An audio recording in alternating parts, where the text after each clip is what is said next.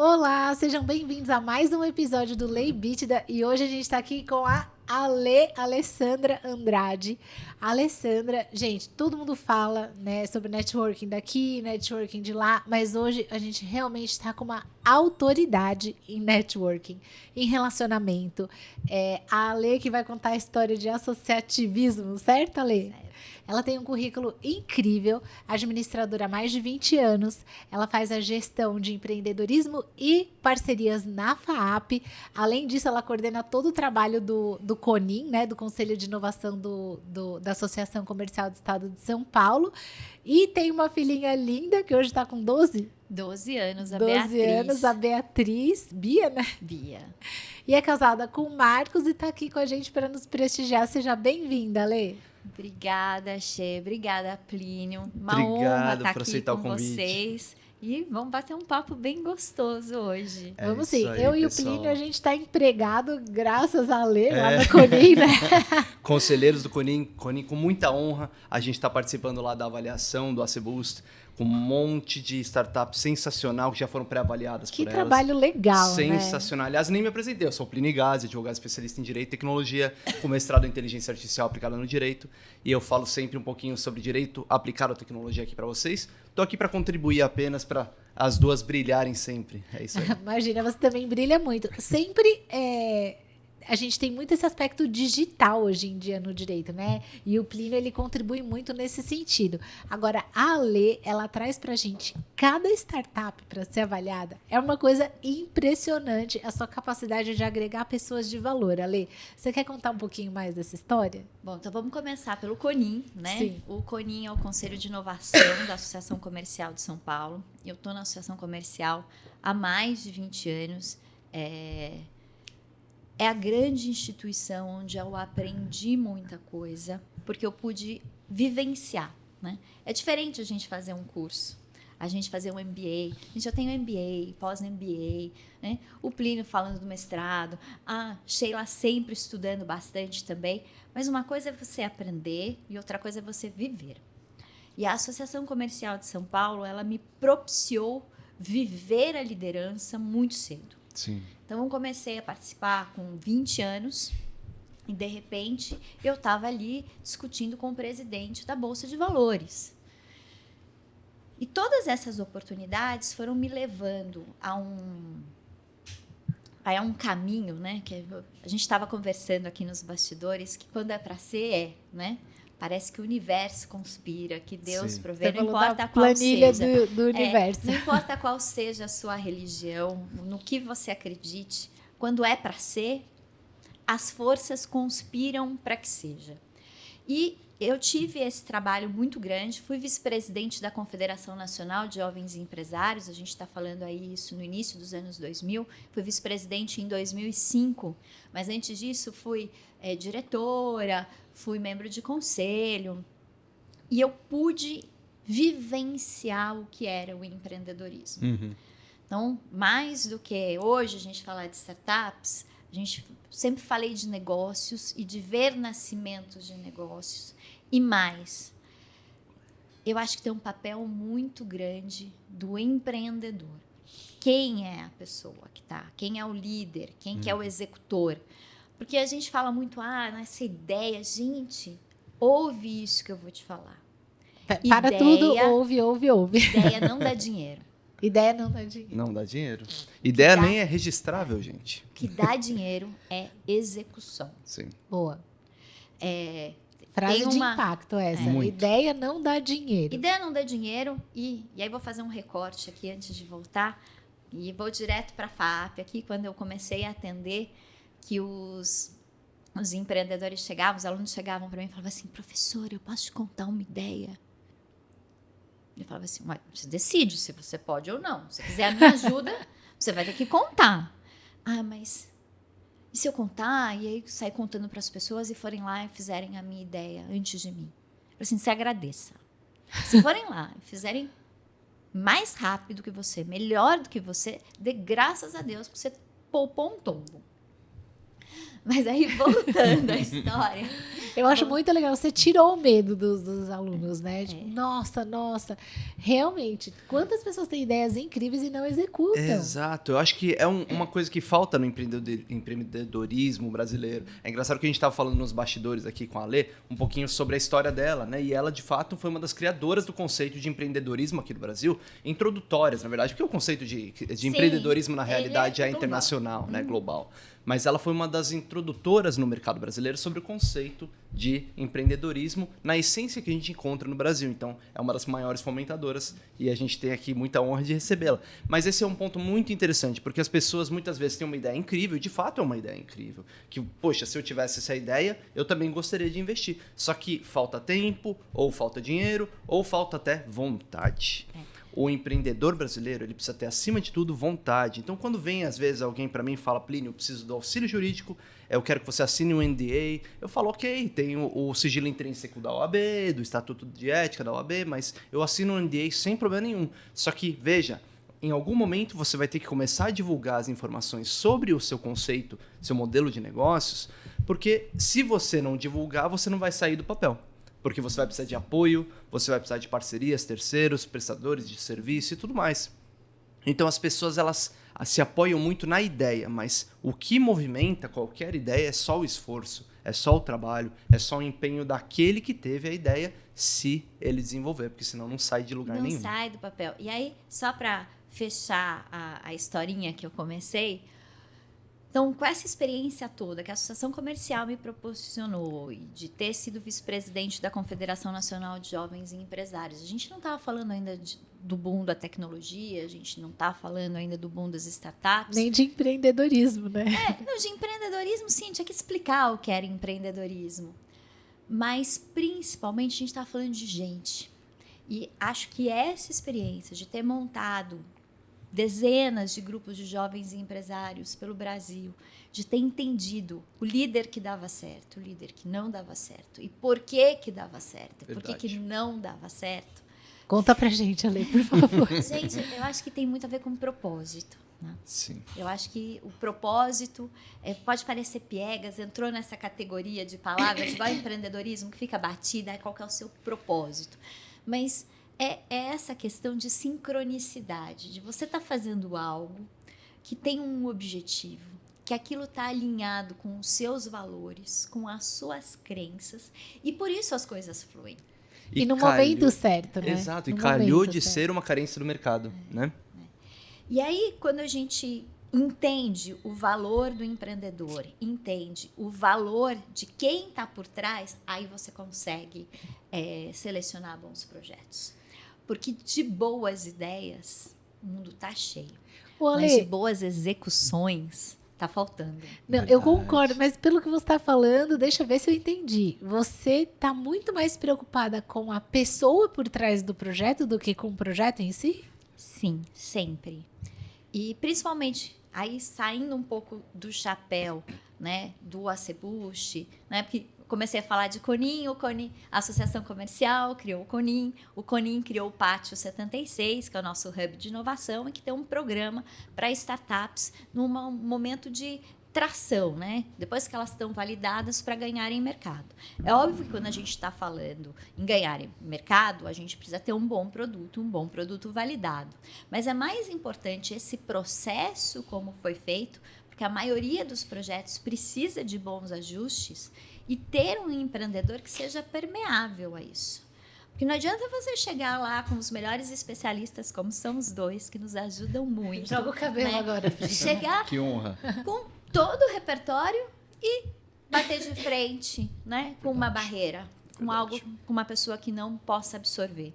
Então, o empreendedor... Copo cheio, né? E o empreendedor... E muitas vezes esse é um fator, no final, de escolha entre um projeto e outro. Às vezes a gente tem projetos que são maravilhosos, mas a gente escolhe empreendedores que são mais permeáveis, que a gente efetivamente possa ajudar. Quando eu visto o chapéu FAP, a gente está pensando... Lá eu sou gestora do FAP Business Hub, então estou fazendo esse projeto já há quase 10 anos, incentivando os alunos a empreenderem, a montarem os seus negócios. Lá é menos importante ainda o projeto, Porque você formar uma capacidade crítica de um empreendedor, não importa se esse negócio não vai para frente, se esse não é o negócio da vida dele. Ele criou as bases e os parâmetros para entender o que é um bom negócio, para saber fazer escolhas. E, gente, vocês têm experiência profissional, vocês têm experiência de vida. Boas escolhas a gente só faz com experiência. Sim.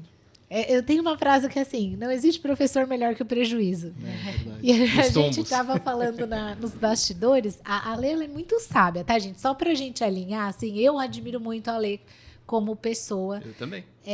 Eu vivo falando assim, que ela tem autoridade mesmo. Autoridade, desculpa, que você vê com a experiência. Porque a gente entrevista muita gente, né? Eu e o Plínio, a gente tá aqui como advogado no escritório que só trata de empresas, ou seja, por dia, sem brincadeira. Num dia normal, a gente tem uma reunião com 3 empresários diferentes, de diferentes empresas, de diferentes ramos. Então, esse é o nosso dia a dia. E a gente desenvolveu uma habilidade de reconhecer pessoas. Verdade. Quando a gente está na frente de uma pessoa que não precisa falar tanto, mas que ela tem a experiência, que ela sabe daquilo que ela está falando, a gente sabe reconhecer. E a Lê é uma pessoa que eu reconheço dessa forma. Com certeza. E ela falou uma coisa muito importante, né? Ela falou assim que os erros e os acertos são essenciais. Porque a gente tem essa cultura, né, Ale? Eu queria que você falasse mais sobre isso. Eu tenho isso como filosofia de vida. Eu não erro nunca. Aí faz aquela pausa dramática, né? Tipo assim, o que é essa louca? Eu não erro nunca. Às vezes eu demoro mais tempo para acertar, né? Eu tenho 46 anos, já estou beirando os 47. Eu não me arrependo de nada que eu fiz. Todas as vezes que eu chorei, todas as coisas que não deram certo, tudo que aconteceu porque eu precisava passar por aquela experiência. Gente, isso se chama autorresponsabilidade. Não importa a vida que você está vivendo, quem te colocou nessa vida, nesse lugar, é você. Sim. Então, assim, se eu estou aqui hoje, estou grata por estar aqui e aprendi que elogio a gente não recusa, a gente agradece, porque isso é uma coisa muito feminina, né? Não. Ah, você também. Imagina. A gente agradece, a gente recebe honrado. Acho que isso é um aprendizado de vida, a gente não só se valorizar, mas agradecer quando as pessoas valorizam a gente. Mas não importa onde a gente esteja, e eu estou feliz onde eu estou. Podia estar diferente? Podia. Gente, nossa vida sempre dá para dar uma melhorada, como também dá para piorar muito, né? Foram por causa dos meus erros, né? Então, acho que a dor ensina muito. Não é que é para você sair sofrendo por aí, não é isso que eu te desejo, nada disso. Mas aquelas pequenas frustrações, tudo isso faz com que a gente volte. E isso é uma coisa que eu falo muito para os meus mentorados. Ter uma resposta certa não significa ter a melhor resposta. Porque podem ter muitas respostas certas para a mesma coisa. É um conceito extremamente complexo, né? Mas eu já queria ir para mais fundo ali no conceito da questão de... Nossa, você começou a falar umas coisas que começaram a me levar até para o conceito de brasileiro empreendedor por causa das questões relacionais e mentais que o Brasil inflige nos jovens. E aí, por causa disso, as pessoas pensam num conceito de copo meio cheio.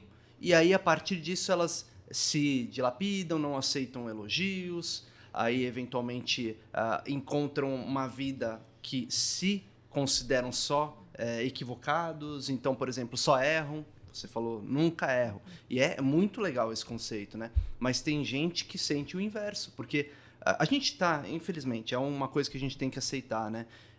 Tem que tratar, mas tem que aceitar para começar o tratamento, que estamos no século das doenças relacionadas à cabeça. As pessoas estão com depressão, as pessoas estão com problemas sérios relacionais. A questão do metaverso, ela veio, acabou, não, ela se dissipou ali, mas em algum momento deve retornar, porque as pessoas não estão querendo manter relações físicas, humanas, se relacionar no dia a dia. Então, e aí eu fui chegando nesse conceito, assim, nessa ideia sua sobre não erro, que é muito legal. E todo mundo devia fazer isso. Mas é muito difícil. É muito difícil você enxergar uma luz do túnel, no final do túnel, quando você não, ao seu ver, ao seu olhar crítico, por causa de um background, por causa de uma história, você só considera que você errou. Plínio, tem uma palavra que eu acho que é a palavra da ordem, que chama mindset. Tem um livro extremamente interessante chamado Mindset, a Psicologia do Sucesso, da Carol Dweck. E ela diz, mais ou menos nessas palavras, né, que a opinião que você tem a respeito de você mesmo vai influenciar tanto nos seus resultados como na percepção que as pessoas têm sobre você. Então, se você não tiver o seu mindset acertado, se você não ressignificar uma série de coisas, porque, gente, tragédias acontecem na vida de todo mundo. Sim. Exato. Tá na na vida, vida, você... gente. Tá na vida. Tá na vida. Não, viver é o risco, né, gente? Tá na Puxa vida. Vai acontecer, vai dar ruim, negócios não vão dar certo, escolhas não vão ser as melhores, mas o que muda é o que você faz com isso. Então, quando você olha para aquilo como uma derrota e não como um processo, tudo muda. Então, eu acho que essa questão da gente mudar o significado das coisas e não é nem olhar o copo meio cheio, mas entender que é um processo. Sim. Né? Que, graças a Deus, e espero, não quero morrer hoje. Então, a minha vida não acaba hoje. Tudo que está acontecendo hoje faz parte de um caminho que eu tenho que trilhar. Sim. E a gente vive num mundo hoje de muitas opções. Muitas opções. E aí eu vou colocar outra filosofia de vida. Mas só para também não ser leviana, depois de muito tempo de usar essa frase, eu não erro, eu nunca erro, eu levo mais tempo para aprender, para fazer, eu conheci uma frase do Mandela. E aí, palavras de Mandela, eu não erro nunca, ou eu acerto, ou eu aprendo.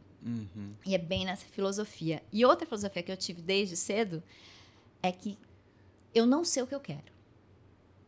Porque, gente, querer, tem tantas opções. Você vai no restaurante, você começa a olhar o menu, eu nunca quero um prato só. Ai, meu Deus, eu tenho Eu esse também problema. não. Eu quero todos. Eu não sei nem o restaurante para começar. No quero mínimo, todos. um de cada proteína.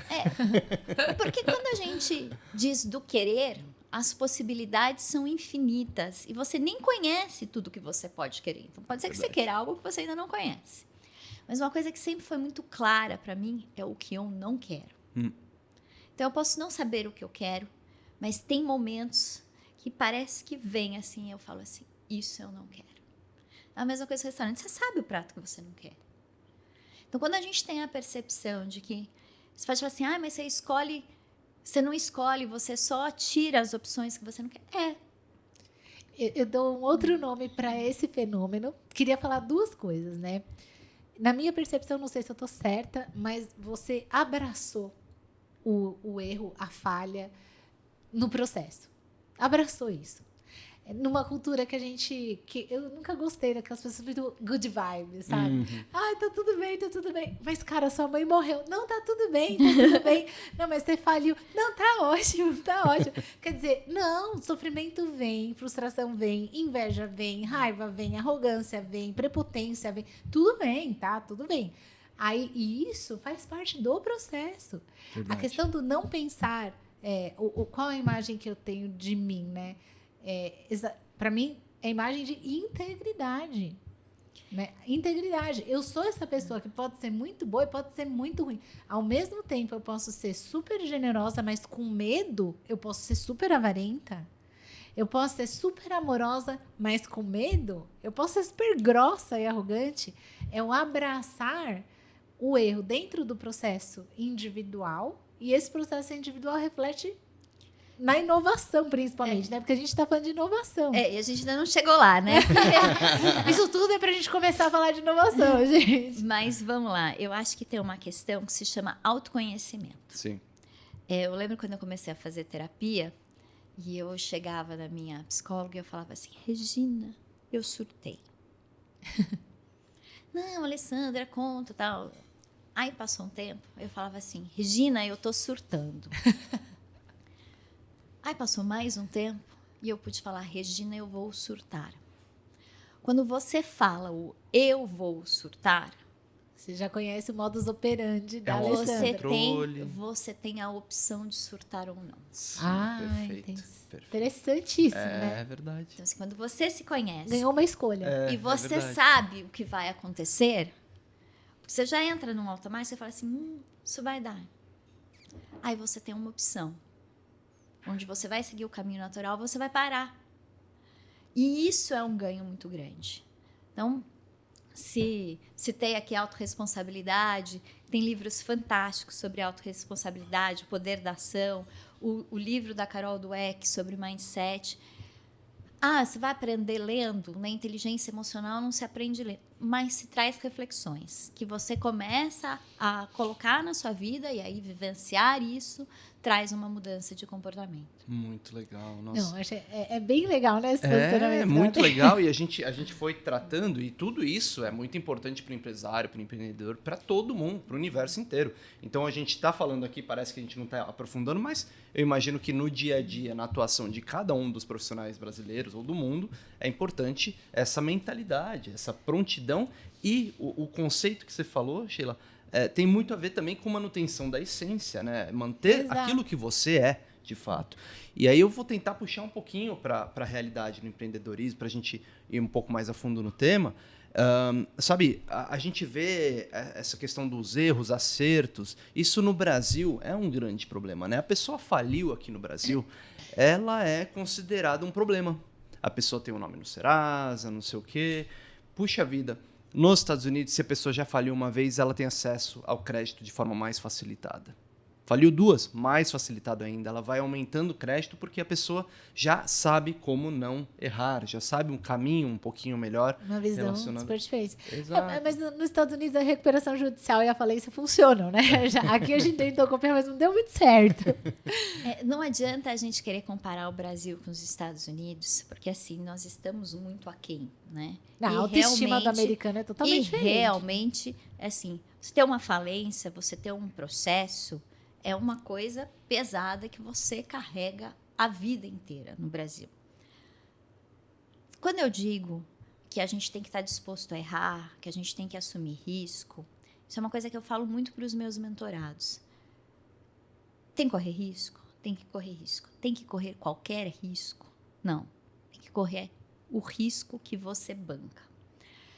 Muitas vezes, e a gente vê isso no mercado, não estou aqui criticando ninguém, existe uma glamorização do empreendedorismo. Para você montar a sua empresa, você ter uma startup, Ser o nossa, próprio chefe. eu sou CEO. Gente, o que vale é nota fiscal emitida, dinheiro na conta, né? Sim. Nós vamos entrar em inovação, mas inovação para mim é isso. Nota fiscal emitida, dinheiro na conta. Gente, posso só fazer um... É que eu não quero esquecer uma frase que a Lê falou. Dinheiro bom é dinheiro de cliente. Uhum. A gente estava numa rodada de investimento, ela falou, dinheiro bom é dinheiro de cliente. E eu acho isso muito... Isso dá um grounding, né, pro startupeiro, vamos dizer assim. Verdade. Não, essa história assim de começar valuation, não, porque o meu valuation... Gente, se empresa ouve essa, pare e ouve. Se você está montando uma startup, você está pensando em valuation, sua empresa só vale se alguém estiver disposto a pagar.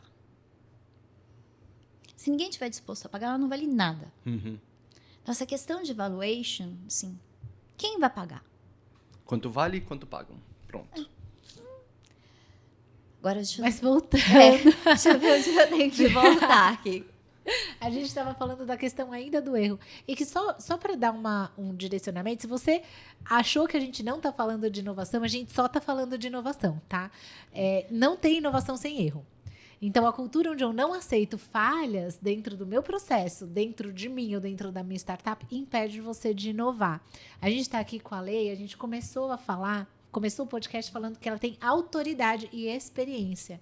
O que a gente está tratando aqui é a essência da inovação, que é o que fazer com o erro. Então, começamos em admitir Deixa eu pegar que o seu gancho aqui. Pegar o seu gancho para falar alguns conceitos que eu acho que são importantes. Primeiro, o que é inovação? Uhum. A gente sempre liga inovação à tecnologia. A tecnologia é uma das coisas da inovação. Mas inovação é o melhor uso dos recursos, sejam eles materiais ou de pessoas e de processos, para que você tenha melhores resultados. Isso é inovação. Tecnologia pode melhorar processo? Pode, mas tecnologia não melhora pessoas. Nossa, inteligência artificial. Vai na essência, né? Muito legal. E aí a gente tem que falar que existem 3 tipos básicos de inovação. A primeira é a que a gente chama de inovação de sustentação. O que é uma inovação de sustentação? Quando você tem um produto, um serviço, você atende um determinado mercado, um determinado número de clientes e você quer melhorar o seu produto a ponto de atender melhor esse cliente, atender ele de uma forma mais abrangente ou mais especializada e você quer cobrar mais com ele. Uhum. Isso é uma inovação de sustentação. Eu quero ter o meu produto cada vez melhor e que ele vai custar cada vez mais caro e que os clientes vão ser cada vez mais fiéis ao meu produto e ao meu serviço. O segundo tipo de inovação, a gente chama ela de inovação de eficiência. É vender mais e mais barato. Para isso, você tem que baratear processos de produção, você tem que simplificar processos, buscar novas matérias-primas com custo mais baixo. É aquela coisa, a gente que também é dona de casa, né, Sheila, que a gente faz isso. Quando você está no supermercado e você olha lá um sabão em pó, você fica na dúvida se vai comprar o A ou o B, e você olha qual está mais barato, eles estão concorrendo por preço. E quando concorre por preço, a inovação que cabe é a inovação de eficiência. Produzir mais barato, ter uma cadeia toda mais enxuta para que esse produto chegue mais acessível e possa conquistar mais clientes. E aí, o terceiro tipo de inovação é o que a gente chama de inovação de novo mercado, ou inovação disruptiva, que é o que a gente hoje busca, né? A gente acha que inovação é só inovação disruptiva. Não, gente, olha quanta coisa é inovação também. Mas a inovação disruptiva, ela é uma inovação de novo mercado porque ela destrói toda uma cadeia produtiva e cria um novo mercado. Tipo o Waze, assim, né? Uhum. Antes do Waze... A gente olhava no Guia 4 Rodas. Sim, é Antes verdade. do Waze eu me perdia só. Mais do que o Guia 4 Rodas, você ia viajar, foi um excelente exemplo. Você ia viajar, você comprava os guias Michelin. Né?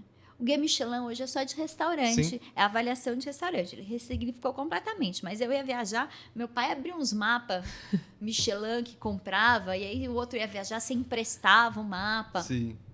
Então, você precisava ter. Hoje a gente vem numa cultura que você não precisa ter. Eu acho que o melhor exemplo para isso é a música. Música? É. Você nem lembra que existia um LP na vida. Uhum. Nossa, eu tinha disco da Xuxa. Cassete, LP. Eu tinha disco da Xuxa, meus aniversários estão gravados em fita cassete. Você tinha um LP. O LP, ele precisava ser gravado, produzido, distribuído e vendido em loja. Você precisava lá adquirir o seu próprio LP para poder ouvir a música que você queria na hora que você quisesse. Uhum. Então, quando a gente pensa, e aí relacionando, vai com um business model canvas, qual que era a proposta de valor que eu estou falando assim? Ouvir a música que você quer na hora que você quer. Nossa, móveis planejados tinham a parte dos CDs, lembra? Móveis planejados. Então, você precisava comprar. E mais do que você precisar da propriedade, né? Você precisava de um hardware específico. Você precisava ter a vitrola. Vitrola. Que voltou, Tinha né? também. Inclusive, agora muita gente Voltou tem. glamourizada a vitrola. É um negócio vintage. Quando esse arquivo, que era um arquivo analógico, né? Você precisava... Para quem não conhece, assim, o LP é um disco preto que rodava nessa vitrola. A vitrola tinha uma agulha e a agulha ia passando nas traminhas ali e reproduzia o som. Quando você pega esse arquivo, digitaliza ele e joga para a nuvem, você cria um fenômeno da desmaterialização. E quando você desmaterializa, você não precisa mais do hardware. O que nós estamos falando que aconteceu hoje para você ouvir a sua música aqui no seu celular, ou na TV da sua casa, ou no rádio, a música que você quer, na hora que você quer. Você não precisa mais adquirir. Quanto custa para você ouvir uma música? E 2, você não precisa mais de um dispositivo específico. Com isso, você não só desmaterializou, como você democratizou. E quando você faz isso e acessa um novo mercado completamente diferente e literalmente destrói o mercado que existia, porque hoje não se fabrica mais LPs. Não. Não é só fabricar o LP, Não, gente. na verdade, fabricam muito LP. O mercado tá aquecidíssimo. Mas não mais com essa proposta de valor de eu quero ouvir a música que eu quero. Sim, é um verdade. hobby. É um hobby. É um hobby. Mas assim, você não só tinha a fábrica, então pensa na fábrica, pensa na maquininha lá, pensa na pessoa trabalhando para fazer, na pessoa trabalhando para embalar, no caminhãozinho que ia lá pegar, levava para a loja, chegava no lá arquivo, na frente da você chegava lá, olhando. eu comprava, já era mais da época do CD, na Hi-Fi do Shopping Morumbi, né? Era que pegava, tinha tudo, mas você chegava agora lá... Agora tem uma dengue ali. Podia ter, podia não ter, você tinha que ficar esperando. Bom, enfim, tudo isso não existe mais. Todos esses empregos deixaram de existir. Todas essas empresas deixaram de existir. E isso, sim, é uma disrupção. Sim. O mercado mudou completamente. Então, quando a gente fala em disrupção, pensa na música. Em todo o mercado que foi mudado, em todas as formas. E isso é uma inovação de novo mercado. Por quê? Porque passou a atender a outras pessoas num outro modelo financeiro. Sim. Deixa eu entender, só para ver se eu entendi mesmo. O Waze, ele não matou o mercado. Ele veio aprimorar o mercado já existente. Então, eu usava mapa, agora eu uso o Waze. Não, ele matou o mercado. Sim. Ele matou o mercado? Matou, porque você tinha toda uma indústria gráfica por trás. O conceito, ele não existe mais. Você tinha que comprar um mapa. Agora não, ele está disponível. Você paga para usar o Waze? Não. Você compra o Waze? Não. Você guarda? Você guarda ele, empresta para o amigo? A gente não paga, mas a gente é o produto, né? Nós que somos vendidos. Sempre que você não paga, você é o produto. Já dizia Marta Gabriel, verdade. Que interessante. Nossa, é muita... Estão usando os seus dados. É verdade. E aí, vocês que são advogados, vocês provavelmente devem aconselhar todos os seus clientes a tomar cuidado com o LGPD. Eu tenho uma péssima notícia para dar para você. Se você pegou dos anos 2000 aos anos 2018 e você estava em algum site, em alguma coisa, você já deu seus consentimentos pro resto da sua vida. Você não tem Há mais. controvérsias. Não tem mais. Você já aceitou tanta coisa antes que seus dados já estão dando 52 voltas no mundo. Mas o iPhone, ele resolveu muito bem essa questão. Eu nunca programei nada. E assim, todos os dias, é impressionante. Eu tenho muitas ligações não atendidas que estão bloqueadas. Muitas. Mas assim, o Plínio é o melhor para falar disso, né? Eu nem me atrevo. Ele que trabalha com LGPD. Olha a nossa internet, gente. Que absurdo. Olha a cena da nossa internet. Isso aqui é fruto do Plínio, tá, gente? É uma sequência de 400 números a cena da nossa internet. Já deve ter vazado agora. Não deram close, vai ter que trocar. Tá bom, obrigada, Sheila. Não tem problema, tá tudo certo. Mas de fato, o consentimento ele foi expresso, mas ele não era inequívoco, ele não era informado. Então, existem outras bases legais que podem substituir esse consentimento. Mas eu discordo respeitosamente com relação ao consentimento pelo resto da vida. Porque qualquer momento, se você quiser revogar o consentimento, você revoga. E o problema é identificar de onde veio, o problema é parar de circular quando está numa dark web, quando está numa Onion. E é isso que provavelmente a gente já passou, assim, não estou falando que você não tem que tomar cuidado com o LGPD, principalmente se você é dono da empresa, né? Sim. Os dados que você coleta, hoje você tem uma responsabilidade gigantesca. Então, eu vejo muito mais uma responsabilidade hoje para o empresário, para o empreendedor, com os dados que ele coleta. Mas, assim, a gente tem uma falha gigantesca do passado. E a gente estava falando nos bastidores sobre divórcio, né? Sobre o papel das mulheres nisso tudo. E não adianta a gente querer fazer acordos hoje pensando em mulheres que casaram há 20, 30 anos atrás, que foram levadas a escolhas diferentes porque a sociedade era diferente. Então, com os nossos dados, é mais ou menos a mesma coisa. Aconteceram coisas com os nossos dados que a gente não tem mais como rastrear naquele momento. Então, por isso que eu falo, Era tem outra um período. realidade. De hoje para frente, vai de 2018, por aí já começa a ter uma visão maior, tal. Mas antes disso, o que aconteceu, aconteceu. Não dá para pagar. É verdade. O passado. É verdade. Não dá pra tratar uma mulher hoje que se divorciou, que casou há 30 anos atrás, como uma que casou em 2021 e tá se divorciando agora. É né? verdade, verdade. É totalmente diferente. O papel da mulher era diferente. A função, a inserção no mercado de trabalho. A gente tava conversando sobre isso. E aí, pegando esse gancho, porque os bastidores foram riquíssimos. né? Se desse pra gravar, né? Puxa vida. Eu tava falando com a Lê também que teve muito assunto, mas eu não poderia deixar de falar, e a gente tem um tempo limitado aqui. Que é o seguinte, a gente fala muito de networking hoje. Muito. E muita gente fala sem viver o networking. A Lê é uma das pessoas que mais faz networking que eu conheço. E por que ela... Sheila, então quer dizer que ela passa o dia inteiro dando cartão? Não. Por que ao meu critério, a Lê é uma pessoa muito eficiente em networking? Porque ela conhece pessoas, as agrega e gera um resultado com isso. Os projetos que ela fez foi todos de escolher pessoas certas. Ó, por exemplo, aqui, tá? Vou falar como a gente tá abaixo da lei. Quando eu preciso contratar mão de obra, é um transtorno, porque eu não conheço gente. Eu preciso de alguém de confiança. O que eu faço? Minha rede de networking dentro da minha própria seara de trabalho, que eu atuo há mais de 15 anos, é pequena. A Lê, ela consegue, dentro desse cenário, né? E o projeto do Coninho, onde nós somos conselheiros, é um exemplo disso. Ela consegue agregar pessoas de diferentes funções, confiáveis tecnicamente, confiáveis pessoalmente, agregar e formar um resultado. E eu queria perguntar para a Lê assim, Ale, você poderia contar a sua história?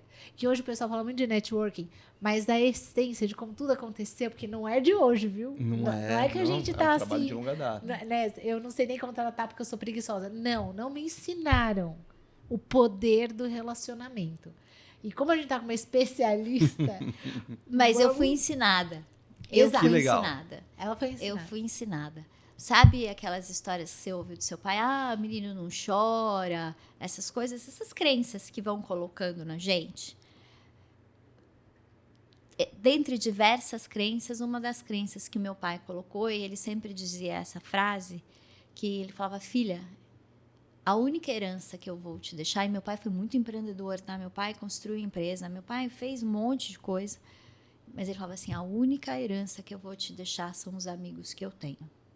Olha que interessante. Não, gigantesco isso. Eu achei até me incrível. arrepiei. E isso eu ouço desde que eu sou bebê, né? Então, sempre cresci com essa filosofia e entendi que esses relacionamentos, mais do que networking, eles são de amizade, eles são de colaboração, são de companheirismo.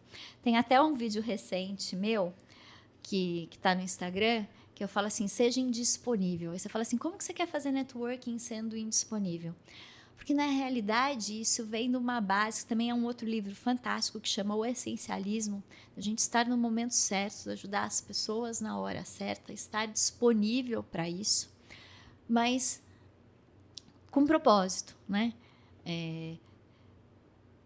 Bom, quando a Sheila me convidou para participar aqui, na primeira vez eu falei, Sheila, não posso, todos esses dias que você me passou, eu vou estar fora do Brasil, mas o próximo eu vou. E estou aqui. Não Chegamos preciso no ficar próximo. batendo, justificando, nada. É ser assertivo. Sim. E dar sem pensar no que você vai receber. Isso é muito importante. Eu acho que tem uma lei universal. A planilha, ela falou, planilha. Ela tem uma planilha universal de débito e crédito, que não é entre a Sheila e a Alessandra, entre o Plínio e a Alessandra, é do universo. Sim. Você faz de um lado, você recebe do outro, você ajuda uma pessoa que você nem imaginava que você poderia ajudar, às vezes 10 minutos do seu tempo que você dedica ali faz uma diferença enorme, de uma pessoa que, efetivamente, nesse momento, ou você não consegue enxergar que vá contribuir igualmente para você, mas que alguma outra pessoa, no momento que você precisar, vai fazer esse papel na sua vida.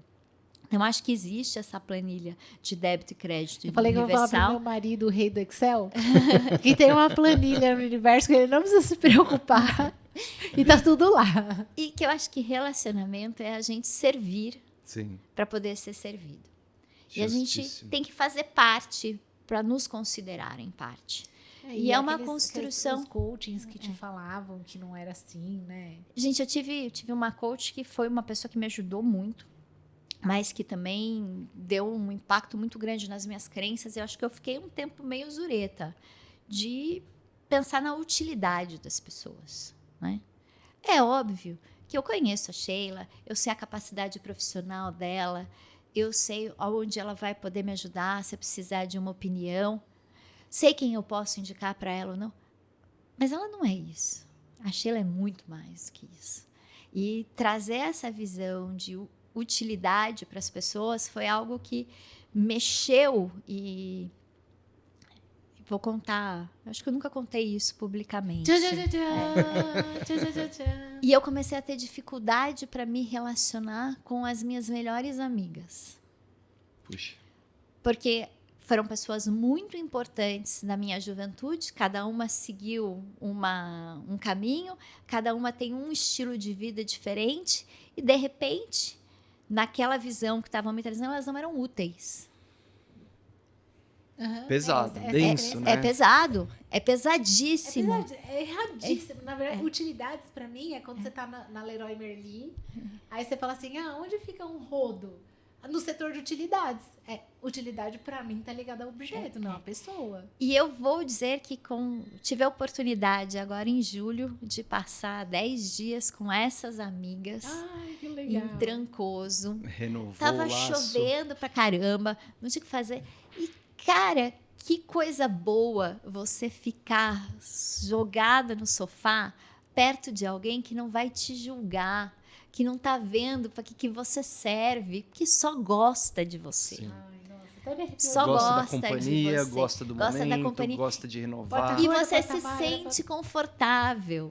Não tá olhando, você não precisa pensar a roupa que você vai pôr, Ai, é o muito que você bom. vai fazer, o que você vai falar. Você só pode ser, né? É verdade. Então, assim, sou muito grata de não ter perdido essas amizades no momento que eu estive mais ausente, porque são amizades de verdade, e de poder fazer essa diferenciação.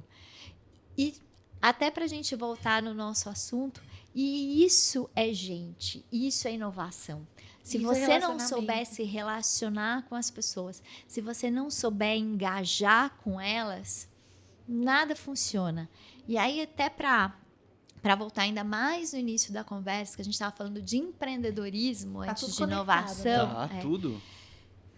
Você estava falando uma das pessoas que trouxe a cultura empreendedora para o Brasil. Tem um conceito de empreendedorismo que é pouquíssimo falado e que é o que eu mais amo. Não sei se vocês já ouviram falar da Anitta Roddick. A Anitta Roddick foi a fundadora da The Body Shop, aquela marca de cosméticos. Uma mulher extremamente à frente do tempo dela.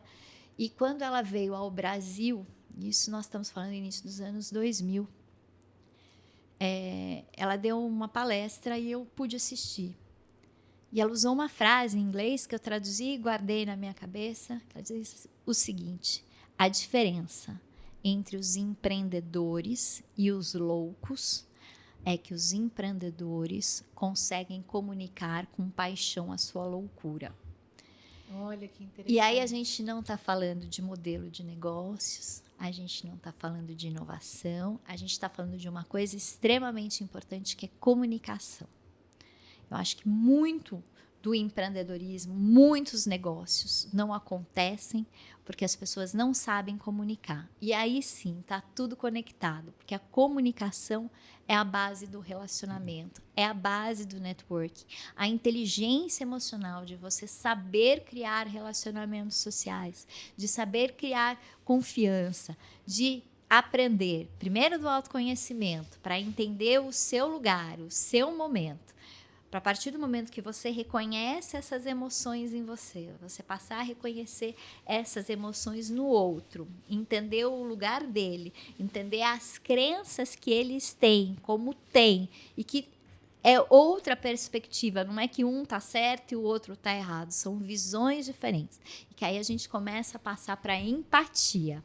Para da empatia, a gente conseguir transitar pelos diversos ambientes que a gente transita, sejam eles hoje físicos ou virtuais, entendendo o papel de cada um, entendendo as crenças de cada um, conseguindo ouvir, ter uma escuta atenta, conseguindo entender que existem outras perspectivas, aí você começa a criar o relacionamento social. E o relacionamento social, embora não estou dizendo que é fácil isso, não é ter seguidor no Instagram. Não, jamais. Acho que todo mundo já ouviu aquela expressão do know-how, né? Essa pessoa Sim. tem um know-how. Know-how significa que ela tem um conhecimento, né? Que ela determina, ele sabe o como.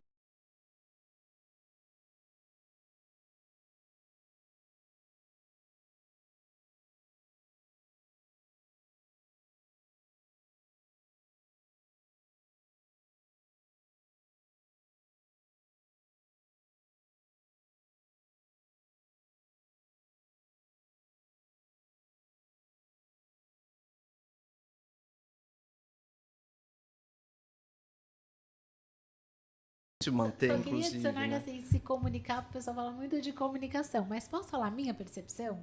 Você só se comunica quando você tem um autoconhecimento e um desenvolvimento emocional, espiritual elevado. A sua comunicação melhora de acordo com a sua evolução interna. Porque, por exemplo, vou pegar aqui, uma pessoa manipuladora, ela não comunica a vontade dela. Por quê? Porque ela quer manipular. Por quê? Porque ela tem medo de não falar aquilo que ela quer. Olha, agora você pegou num ponto. Agora vai, vamos começar o podcast. Porque uma das coisas que eu adoro falar, e hoje eu sou palestrante também, eu gosto de falar de poder e influência. E as pessoas, elas às vezes não usam ou não compreendem tudo que tem na semântica. Você toma remédio manipulado? Não. Remédio manipulado que você faz na farmácia? Faz muito tempo. Mas você Sim, sabe o que é um sim, remédio sim. manipulado? O que é um remédio manipulado?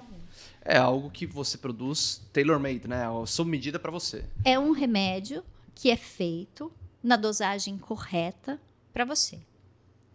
A manipulação em si, ela não é nem boa, nem ruim. É a dosagem necessária de esforço que se põe de determinado objetivo para se conseguir um resultado. Interessante. Isso pode ser bom e pode ser ruim. Depende de quem aplica. E depende da intenção. E aí volta uma coisa que eu falei lá atrás, que é o que muda no empreendedor, é o propósito. Sim. Né? Se Puxa você vida. faz Nossa, isso... agora eu recebi uma aula. É. Porque pra mim a manipulação era só ruim. Não, eu sou uma pessoa manipuladora. Por quê? Porque eu, em determinados momentos, falo assim, eu vou agir como para conseguir tal resultado. Mas visando que todo mundo ganhe. Sim. Agora Não eu é vi do que mal eu sou pro uma bem. pessoa manipuladora também, porque tem informações. Pra mim, o pior da manipulação é você não comunicar um objetivo real e a pessoa tomar uma decisão sem saber o real objetivo, com omissão de informação. Mas quantas informações eu e você a gente não omite da nossa equipe?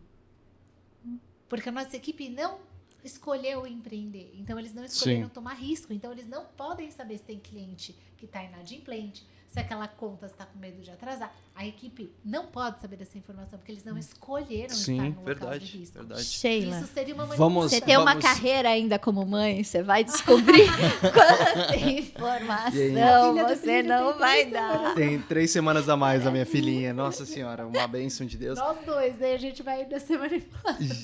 Gente, o papo tá muito bom. Já passamos bastante do nosso tempo. A gente tem que começar a encaminhar pro final. Vou falar 2 frases que suas frases me fizeram lembrar. Uma delas eu acho que é do Chacrinha. Quem não comunica se estrumbica, né? Isso é fato. Na prática, é isso. E a segunda frase é uma derivação da frase da Anitta Reutemann. Roddick. Eu já tinha ouvido essa frase, mas eu lembro da outra frase, que é a diferença entre o empreendedor, o empresário de sucesso e um louco é o sucesso, é o dinheiro.